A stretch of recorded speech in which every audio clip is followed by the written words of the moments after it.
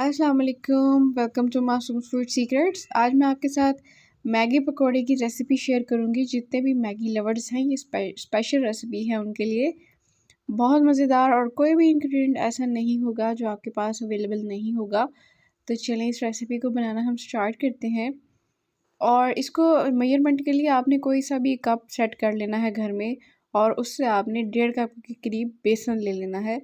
इसके अंदर हम ऐड करेंगे 1 चम्मच बड़ा नमक का, 1 चम्मच 1 टेबलस्पून यानी कि लाल मिर्च का पाउडर, 1 टेबलस्पून ही इसके अंदर ज़ीरा पाउडर ऐड करेंगे, और 1 टेबलस्पून इसके अंदर सूखा धनिया का पाउडर जाएगा, और हाफ़ टी स्पून के करीब बेकिंग सोडा आपने ऐड करना है।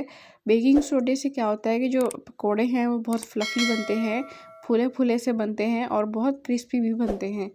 तो सारे मसालों को बेसन के साथ मैं अच्छे तरीके से मिक्स कर लूँगी, और इसमें पानी ऐड करती जाऊँगी जब तक हमारी जो डिज़ायर्ड कंसिस्टेंसी है वो आ नहीं जाती। तो अब यहाँ पे आप देख सकते हैं कि आपने कंसिस्टेंसी इतनी रखनी है कि ना पतली हो और ना ही ज़्यादा गाढ़ी हो, तो वो आपकी परफेक्ट कंसिस्टेंसी जो है होगी।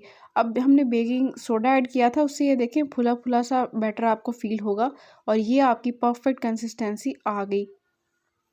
यहाँ पे मेरे पास कुछ वेजिटेबल्स हैं, जिसमें मैंने एक हाफ़ प्याज लिया है, थोड़ी सी शिमला मिर्च ली है, एक हरी मिर्च ली है, एक गाजर ली है, और थोड़ी सी मैंने इसके अंदर बंद गोभी ऐड की है। सब्जियाँ आप अपनी पसंद के हिसाब से ले सकते हैं। सारी वेजिटेबल्स को, ये जो हमने बैटर बनाया है, इसके अंदर आपने ऐड कर देना है। और अभी एक स्पेशल ट्विस्ट बाकी है, तो ये कलरफुल सी हरी भरी सी सब्जियां आपने बैटर में ऐड करनी है। इतना हेल्दी बैटर हमारा रेडी हो रहा है, और टेस्ट का टेस्ट। तो सारी सब्जियां हमने बैटर के अंदर ऐड कर दी, और अच्छे तरीके से आपने इसको मिक्स कर लेना है। और ऐसी चीज़ें बनाना जो आंखों को भी अच्छी लगें और खाने में भी अच्छी लगें, मुझे बहुत अच्छा लगता है। इसलिए मैंने इतनी कलरफुल रेसिपीज़ वेजिटेबल्स का इंतखाब किया है।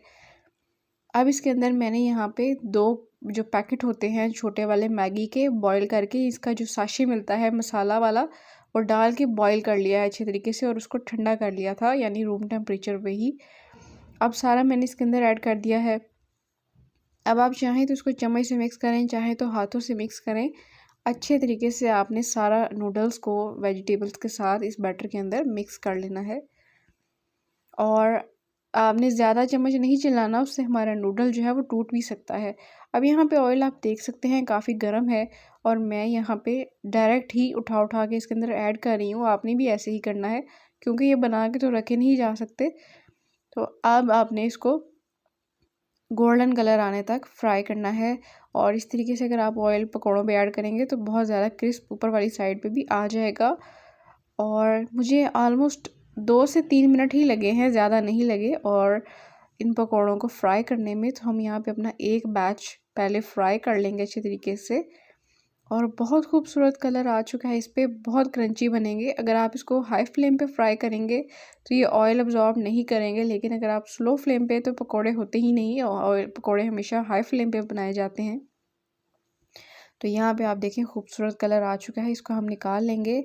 और जो अब अपना नेक्स्ट हमने बैटर जो था वो भी सारा फ्राई कर लिया, और ये हमारे सारे पकोड़े तैयार हो गए। अब मैं आपको इसको 360 डायरेक्शन में घुमा के दिखा रही हूँ कि कितने मज़ेदार ये हमारा पकोड़ा प्लेटर, आप इसको कह सकते हैं, तैयार हो चुका है।